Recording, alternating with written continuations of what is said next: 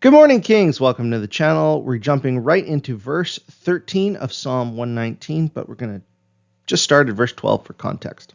Blessed are you, O Lord, teach me your statutes.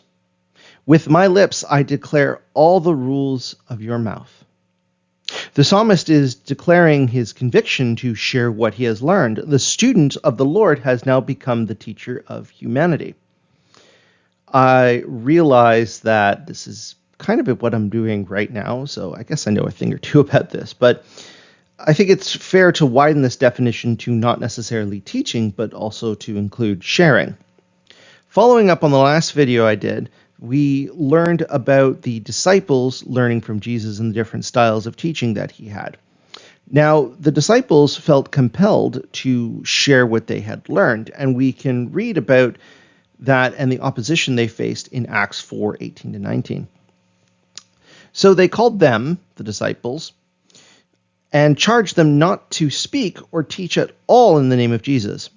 But Peter and John answered them, whether it was right in the sight of God to listen to you rather than to God, you must judge.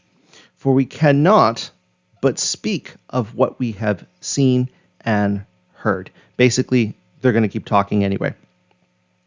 Another good passage to point to is found in Psalm 51, verse 20, when David is crying out to the Lord, and he mentions that his restoration of his joy and salvation will result in him teaching transgressors his ways. This desire to teach seems to be an effect that God has on those who've learned from him or that have been restored to him.